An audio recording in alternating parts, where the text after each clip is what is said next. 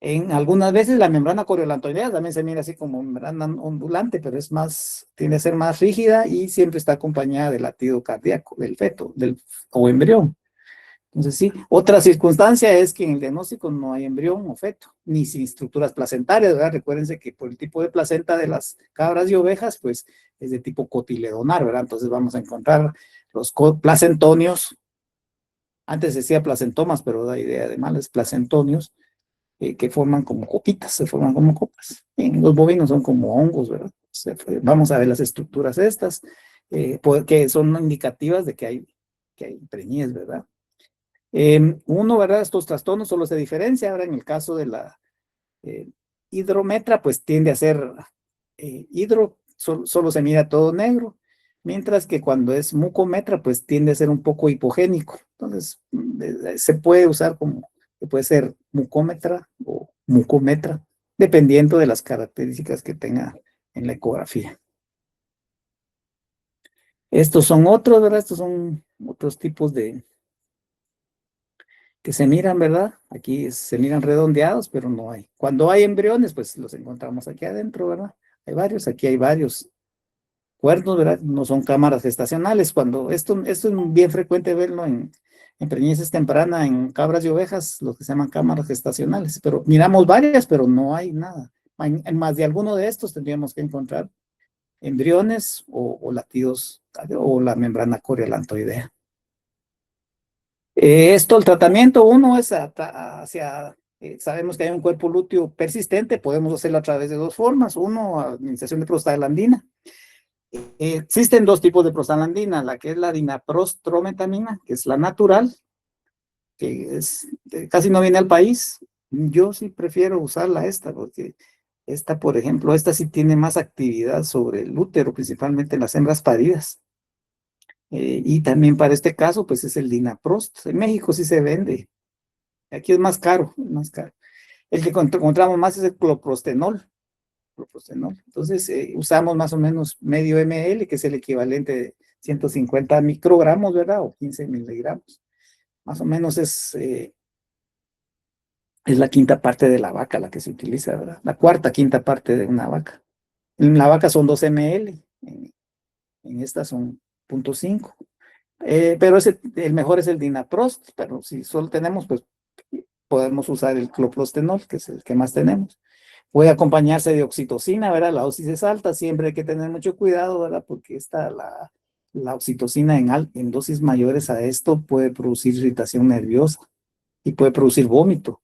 Entonces hay que tener cuidado con las dosis altas, se puede usar oxitocina. Otro método también que yo he probado es que como ya diagnosticado que es mucometra, lo que hago es les introduzco una varilla, ¿verdad? Les colgamos a la cabrita o a la oveja, las ponemos, colgamos de las patas, pasamos la varilla y hacemos un lavado con solución salina, ¿verdad? También es otra opción. O la combinación de pasar el cervix, introducir solución salina y aplicar una prostaglandina, ¿verdad? Combinado se puede, esto es otra forma, ¿verdad? Y hay que tener mucho cuidado porque si no se controlan el factor que está produciendo esto, la recidiva es bastante común. Entonces es mejor eh, darle macho y si no queda preñada, pues a esa, pues no llega a completar una preñez, pues entonces mejor descartarla. Esto hay que tener en cuenta, ¿verdad? Uno, que haya eliminación, ¿verdad? Que haya limpieza de eliminación de los fluidos a través de la vagina, ¿verdad? Evaluar el examen ginecológico después del tratamiento para ver que no quede, porque puede, si lo hace mal, puede convertirse en una piometra, ¿verdad? Que también ver que haya presente en celo, ¿verdad? Ese es un buen indicador de que ya no está este problema, ¿verdad? Entonces, hacerle un seguimiento siempre, principalmente son cabras de alto valor genético, ¿verdad? Sí. Otra cosa que también, en el caso de esta mucometra, eh, también se recuerdan de que platicábamos de que en los pequeños rumiantes existe el fenómeno del efecto macho. Entonces, en un caso que tuve eh, eran como 200 cabras estaban separados machos y hembras, y entonces estaban arreglando y metieron los machos una temporada cerca de las cabras sin tener contacto, eso, pero estaba cerca, a la par, en instalaciones cercanas. Entonces, como no se habían entrado en monta, estaban todavía pequeñas. Entonces, después se regresaron los machos, pero entonces de las 200 más o menos, 40 desarrollaron mucometro, hidrómetro. O sea, el efecto que no sé, el efecto macho, la presencia del macho, pero no tuvo contacto con ellas. Entonces ahí es donde el caso mayor que he visto de casos de mucometra en cabras, ¿verdad? Solo por el efecto de la presencia del macho, sin haberla servido. Y ahí están unos videos donde pueden ver un útero longitudinal de una cabra normal, los voy a pegar en el aula virtual, ¿verdad? Y también una cabra con mucometra, que es un caso que tuve. El otro problema, la hidroalantaide, ¿verdad? Hidroamnios, ya les dije que no es relativamente raro, muy raro en el caso de cabra. Pero se le llama a ambas porque es un poquito difícil diferenciar, solo se puede diferenciar por el color, ¿verdad? El hidroalantoides tiende a ser un poquito líquido más café y el hidroamnios pues es un poquito líquido, un poco más azulado, ¿verdad? Pero lo mejor es el mismo trastorno, pero se engloban en lo que se le llama hidropesía de las membranas fetales. Esto es uno recordatorio de la placentación, ¿verdad? Que existe el tipo de placentación, las carúnculas maternas, los cotiledones fetales, ¿verdad? Son sacos llenos de líquido y son los que encargados del intercambio de nutrientes, ¿verdad? Y la bolsa amniótica, pues lo que les mencioné, tiende a ser de color azulado, ¿verdad? Eh, también son productos. De hecho, el hidroamnios que está relacionado con problemas del feto para deglutir los líquidos a nivel de la placenta. En el caso de la bolsa lantoidea, pues es lo que les mencionaba, tiene líquidos de diferencia porque tiende a ser un líquido de color amarillo, ahí van todos los desechos fetales, ¿verdad? Es más contenido por el color, por la orina fetal, ¿verdad? Y tienen su función, estos líquidos, ¿verdad? Porque estos son los que sirven para amortiguar al feto, ¿verdad? Y a la hora del parto también, pues favorece la lubricación y que pueda salir los golpes que hay con el canal pélvico, ¿verdad? Entonces, también esto, ¿verdad? También tiene acciones como bactericida, ¿verdad? Entonces, esa es la función del líquido amniótico, aparte de las otras. El que más se incrementa al final, pues es el líquido alantoideo, ¿verdad? Estas son un pequeño esquema, ¿verdad? Como es el amnios, ¿verdad? El amnios generalmente es el que rodea al feto, ¿verdad? Y la alantoides, que está en la comunicación que existe, ¿verdad? Vimos esto en medicina, el uraco, ¿verdad? Este es lo que comunica con la vejiga y pues tiende a ser de color más amarillo. Y el corio alantoides. Uno, ¿verdad? Puede ser un riesgo para problema de distocia, ¿verdad? Uno es más alto, ¿verdad? Hasta 10 veces. Normalmente póngale medio litro, tiende a ser hasta litro y medio, 2 litros de líquido, ¿verdad? Puede ser hasta 10 veces más eso, hasta 7 litros. Y tiende a presentarse al final de la gestación.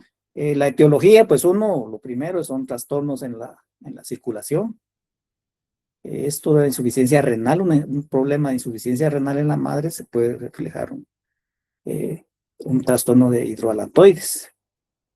Algo los que vimos medicina, pues también está relacionado, es uno de los efectos. También por deformaciones fetales, ¿verdad? Malformaciones fetales, ¿verdad? Pero somos el hombros, el esquistosoma reflejos, ¿verdad? Que son los ciclopía, gigantismo, que también lo vamos a ver en los temas de trastornos de parto, ¿verdad? Factores genéticos también en esto, ¿verdad? En hidroalantoides. Trastornos en la irrigación a nivel de la unión carúncula y del placentoma, del carúncula y placentoma fetal, ¿verdad? También deficiencia de vitamina y selenio, desequilibrios hormonales, ¿verdad? También. Gestaciones múltiples y cuando hay también como la torsión uterina, ¿verdad? Compresión del cordón umbilical en el cual se compromete la irrigación. En esto, ¿verdad? Lo que ocurre son cambios estructurales en la irrigación, en la adecuada circulación, porque no hay disminución del transporte activo de sodio. por lo cuanto hay trasudación, hay fuga de líquido hacia, hacia el espacio intersticial. Manifestaciones clínicas, bueno, varían según el volumen de líquido, ¿verdad? Abdomen, las pobres cabras y ovejas les cuesta caminar, están con bien panzoncitas las pobres, ¿verdad? Muy distendido, eh, puede haber problema respiratorio porque no se quieren mover porque se están muy sofocadas, porque no pueden respirar adecuadamente, puede haber hambre, ¿verdad? Quiera o no, la presión de ese líquido hace que no consuman adecuada, les reduce el consumo, ¿verdad? Aumenta el gasto del corazón para bombear sangre, ¿verdad? La temperatura puede estar normal, ¿verdad? Pero si hay sensación de ansiedad porque no pueden oxigenar adecuadamente, ¿verdad? Esta es la foto de uno de la literatura de lo que es un, un líquido con hidroalantoides, un útero con hidroalantoides. Al parir se observa líquidos con coloración anormal, ¿verdad? Primero, útero agrandado, los fetos pueden estar subdesarrollados, acuérdense que el componente de esto es que no hay adecuada circulación, presentan ascitis, ¿sí? Al hacer la necropsia los presentan, lo que revela que hay mala circulación, pueden, edemas también, pero la mayoría no son viables. Le podemos hacer la prueba de la dosimasia fetal, ¿verdad? Entonces colectamos los pulmones y los introducimos también en agua, ¿verdad? Si se hunden, pues no estaban vivos, ¿verdad? Si flotan, quiere decir que se respiran. En este caso están muertos. También vemos algunas malformaciones en la placenta, trasudación, puede haber calcificación, se miran como pequeños puntitos blanquecinos. Por eso hay que diferenciarlo de alguna micosis a nivel, porque sí se dan las micosis a nivel de la placenta, pero puede ser calcificaciones, ¿verdad? La diferencia es que estos sí tienen aspectos como de arena. Diagnóstico por ultrasonografía rectal o transabdominal. Es útil más que todo en ovejas, ¿verdad? Y el diferencial, pues uno de alguna obstrucción intestinal, que no sea tanto, ¿va? Como que afecte, sea parcial, ¿verdad? Una torsión, no tan torsión, sino una leve torsión, ¿verdad? Ascitis, algún problema, alguna insuficiencia cardíaca, principalmente del lado derecho. Trastornos de indigestión, consumo de gran cantidad de alimento de mala calidad, puede ser también de ruptura de vejiga, puede confundirse, ¿verdad? Ahí es importante se puede hacer la punción abdominal para descartar esto, ¿verdad? Medir el radio de creatinina sérica, creatinina que se colecta de líquido, ¿verdad? Puede ser por tumores, un poco raro, o abscesos intestinales, por timpanismo también, porque hay dilatación, ¿verdad? La hidrómetra, ¿verdad? Y cuando hay muchos fetos, ¿verdad? Hasta 4, que puede ser frecuente, los partos múltiples. Tratamiento 1, inducir el parto o el aborto, ¿verdad? Con prostaglandina F2 alfa, ¿verdad? Y puede hacerse la combinación con corticoides. Cuando se utilizan corticosteroides, la desventaja es que siempre va a haber retención de placenta, entonces tenemos que estar preparados para atender la retención de placenta. También el quirúrgico, la histerotomía, ¿verdad? Primero estabilizarla porque sí está muy afectada y hay un poco de trastorno cardiovascular y cardiorrespiratorio. Entonces hay que estabilizarlos y mantenerles una buena hidratación y corregirlos, no descompensarlo tan rápidamente, ¿verdad? Si se va a vaciar, pues lo que hacemos con una aguja conectada a un venoclisis para que sea lento, porque si es muy rápido, sí se descompensan y se pueden morir, puede entrar en shock. Pues hay que drenarlo lentamente y ya después procedemos a cerrar el útero como cuando fuera una cesárea, ¿verdad? O hacer la histerotomía, ¿verdad? Quitarles el útero, pero no, generalmente se puede rescatar bien. En secuelas, ¿verdad? Puede haber eventración, ¿verdad? Platicábamos eso, ¿verdad?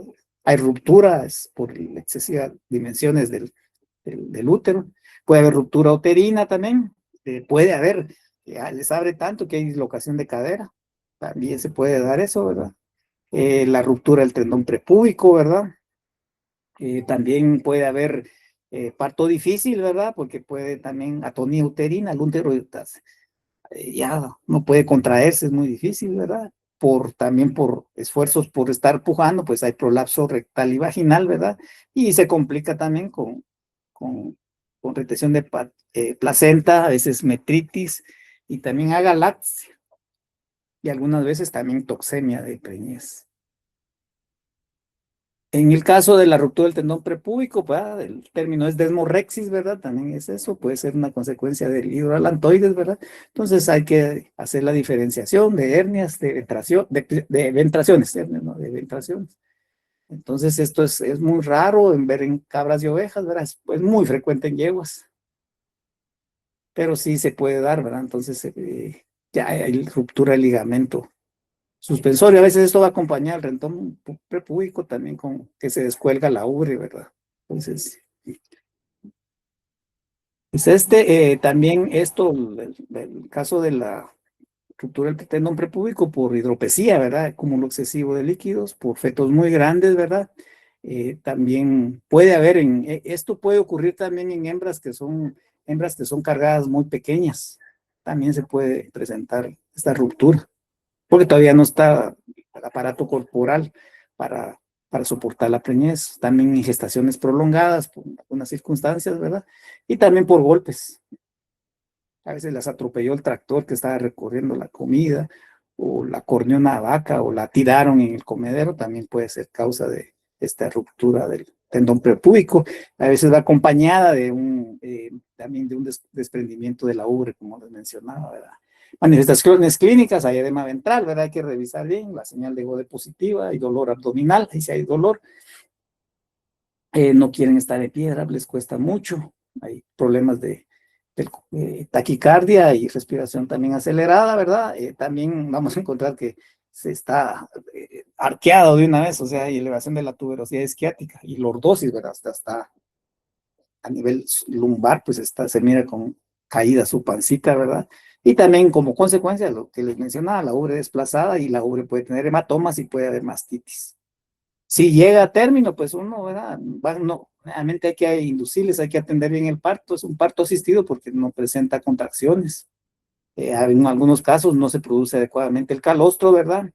Las crías sí se logran, de hecho, el caso que les cuento ahorita, sí, a pesar del tendón prepúbico, sí hubo problema para que pariera, pero sí las crías tuvieron desarrollo completo.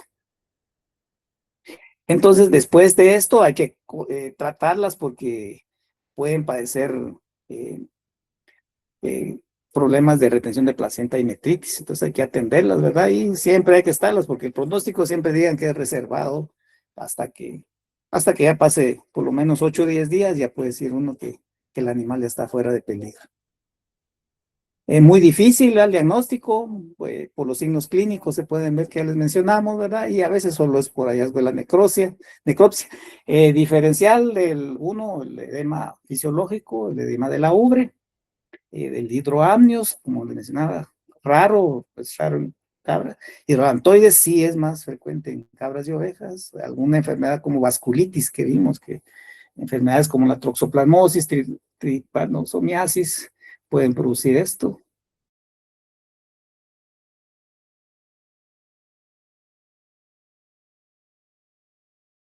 El tratamiento es insatisfactorio.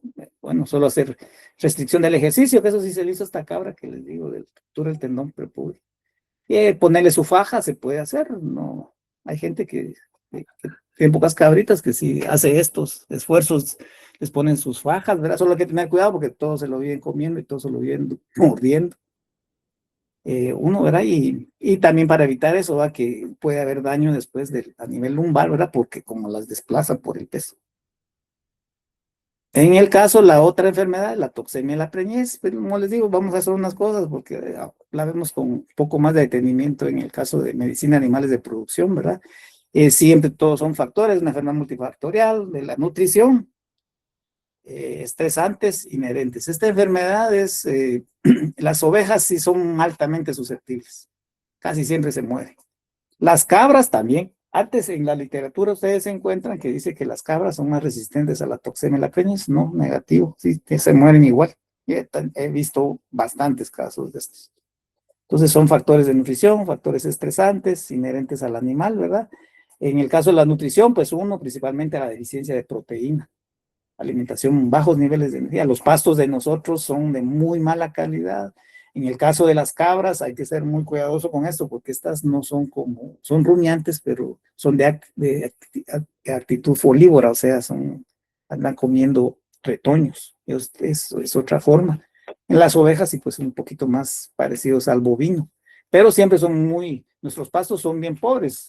Yo he visto casos en cabras, con los niveles del pasto tenían 6% de proteína, ¿verdad? Y hemos visto, en medicina se los menciono, que cuando son niveles abajo de 7%, pues la flora ruminal, la microflora ruminal es inactiva. Entonces, es un componente, el estrés, deficiencia de proteína, ellos son un poco el requerimiento en el caso de cabras y ovejas, pues es un poco más alta la proteína. También cambios muy bruscos, balance energético negativo, ¿verdad? Excesiva pérdida de peso. Y también a veces el exceso tratamos de compensar, y es cierto, una regla en la nutrición es que tratamos de que las hembras están muy bajas de condición antes del parto y les llenamos de comida, y eso tampoco es bueno, porque también produce esto sobre alimentación en los acúmulo de grasa, ¿verdad? Y después esto se transforma en una enfermedad metabólica, después dejan de comer y se transforma en una cetosis y eso ya viene problema, ¿verdad? Eh, Esto también se da en esto del paso de abejas de un buen pasto a la estabulación con suplemento de mejor calidad. Entonces eso hay que adaptarlas también, ¿no? Más que a los dos, todos los rumiantes hay que adaptarlos. Eso ocurre, ¿verdad? Y esto va acompañado de problemas respiratorios. Animales que vienen que vienen en muy mala condición y se les da una muy, así, muy abrupto, una buena nutrición, entonces desarrollan después, pueden desarrollar esta toxemia de preñez, ¿verdad? Y también problema respiratorio por aquello se recuerdan que les menciono del 3-metilindol, ¿verdad? Pues, también es esto en el estrés, ¿verdad? Preñeces múltiples, mucho frío, cambios bruscos, transporte prolongado, esto. En el caso de la alimentación también hemos animales que son alimentados con paja de trigo que es indigestible. Yo aprendí de esta enfermedad en una temporada en la granja. También uno, la competencia por el alimento, una sobrepoblación, ¿verdad?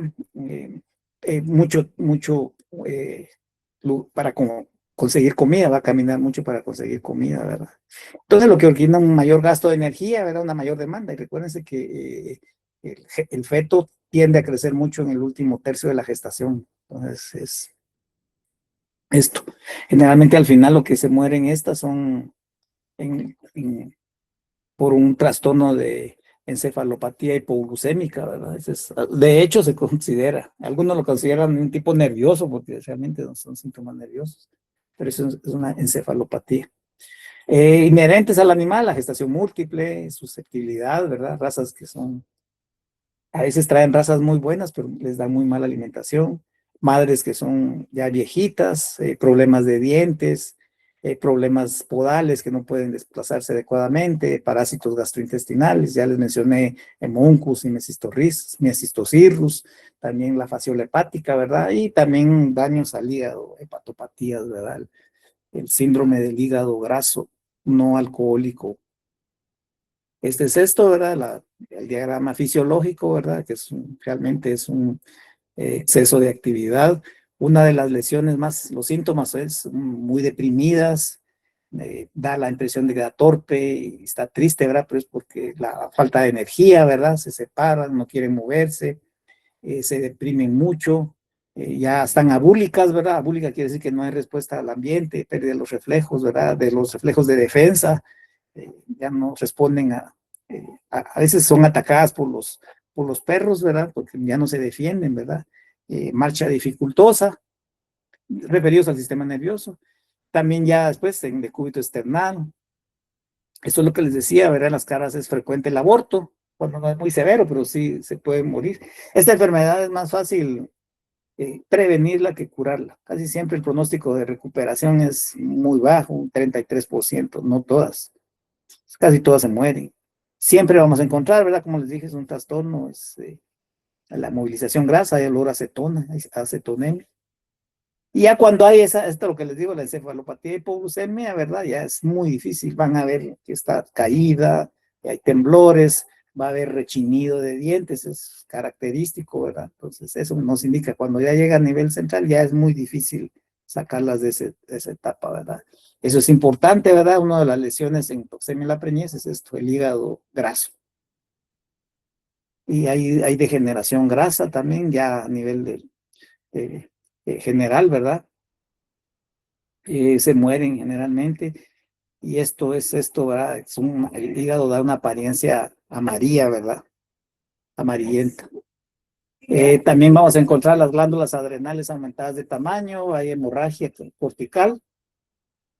También vamos a encontrar daño hepático, hay daño a nivel de los riñones, ¿verdad? Degeneración glomerular, por lo cual puede ser una insuficiencia renal aguda, ¿verdad? También vamos a encontrar a nivel del cerebro una encefalopatía, ¿verdad? Y esta es necrosis de las células de Purkinje, ¿verdad? El diagnóstico por el examen clínico, ¿verdad? Generalmente no es un animal, a veces son varias las que se presentan. Hay hipoglucemia abajo de 40 miligramos por decilitro. Sí vamos a ver los cuerpos cetónicos, esto nos indica, este es un indicador de que hay movilización grasa, ¿verdad? También hay beta-hidroxibutirato. También la medición de cetonas en orina, el papel pH va en estos, a veces se utiliza mucho la medición del pH en las hembras antes del parto, es un buen indicador de enfermedad metabólica, que les pronostica, ¿verdad? Cuando estas hembras antes del parto tienen un pH ácido de la orina, recuerden que los herbívoros tienen un pH alcalino, ¿ah? Si estas hembras antes del parto presentan un pH ácido, eso quiere decir, la orina, un pH ácido, eso quiere decir que que esté padeciendo ya el síndrome de un trastorno hepático, principalmente por el exceso de cetonas, ¿verdad? Y hay esto, ahora se puede hacer por el laboratorio con las tiras de pH que usamos. En el caso de esto, como les dice, es un tratamiento que es de encefalopatía hipoglucémica, pues lo ideal es un suero glucosado, ¿verdad? Ya sea por vía intraperitoneal en las primeras etapas. A veces cuesta canalizarlas porque están muy deprimidas.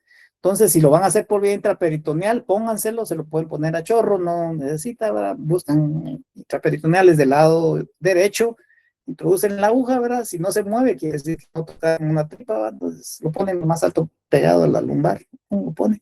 Y de preferencia lo ponen, pero tibio, a temperatura corporal, porque si lo ponen muy frío, se les va, ¿no?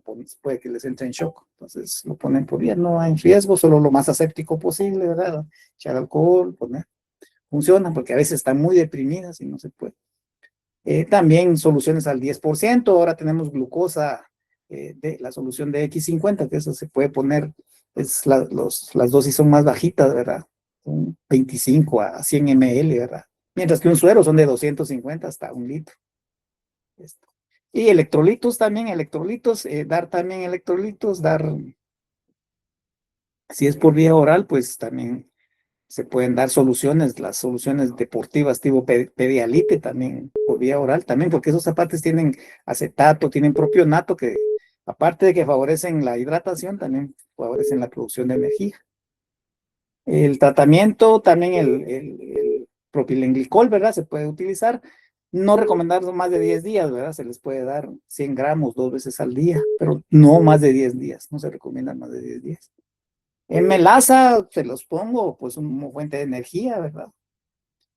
Como, como, como fuente de energía, ¿verdad? Sí, funciona, solo hay que tener cuidado porque tiene mucho potasio y puede dar diarrea. Entonces, dosis máxima 200 gramos diluidos en un volumen igual de agua, o sea, medio litro, y darlo en pequeñas tomas porque sí puede darles diarrea, ¿verdad?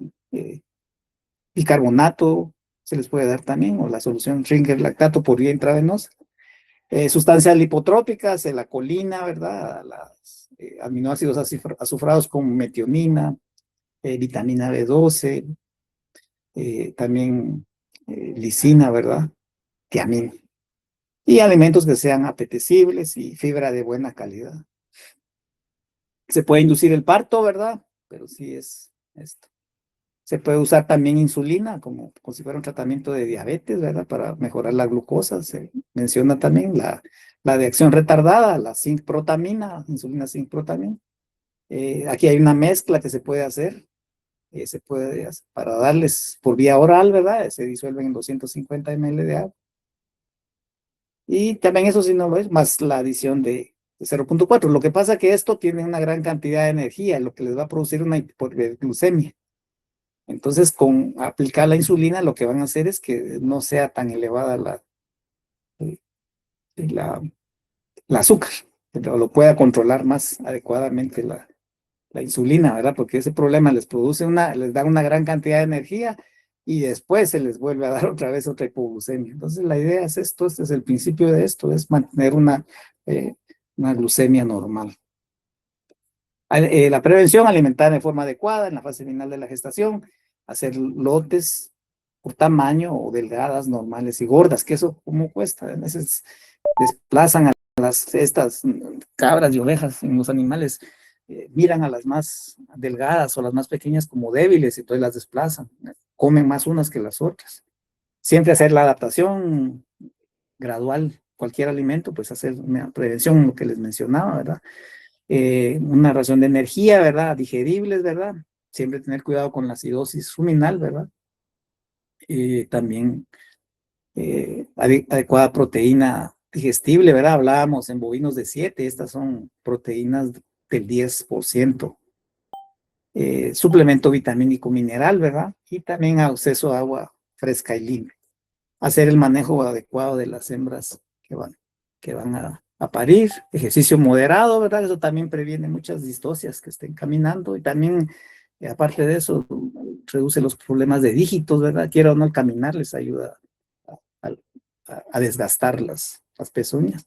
Desparasitaciones, ¿verdad? Cualquier situación de estrés, el hacinamiento y en algunos casos eliminar a las hembras susceptibles porque tiene un alto a repetirse. Y eso lo viví yo en la granja. Algunas operamos hace años que tenían problema, que habían ovejas y que había ese problema. Les hacíamos cesárea y tendía a ser el problema. Entonces, en la granja se terminó, no porque se han ido las ovejas, el problema de toxemia preñez, sino que se les mejoró. En vacaciones se les deja muy buena comida, porque si no, ahora las cabras también, si no hay problemas de toxemia de preñez. Siempre como recomendaciones, siempre hacer también si son lecheras las cabras, en el caso de las cabras, pues que haya una adecuada producción de calostro. Prevenir también el balance energético negativo, ¿verdad? La perecondición corporal. Hacer montas dirigidas, ¿verdad? Minor me estaba contando que en su viaje a Israel también a veces le prolongan en las cabras los partos, ¿verdad? Para que también reducir este problema de toxemia de preñez, ¿verdad? Y también que se les descuelguen las ubres, ¿verdad? Entonces, también se les puede hacer eso, ¿verdad? Que son cabras muy lecheras, pues alargarles la gestación, ¿verdad? No preñarlas tan luego, ¿verdad? Y es muy importante, ¿verdad? El diagnóstico temprano de la preñez para hacer el secado, ¿verdad? Que tengan, igual que las vacas, un solo descanso de por lo menos 2 meses.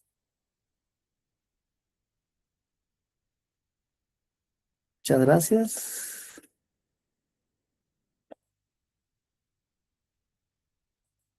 ¿Tienen alguna pregunta?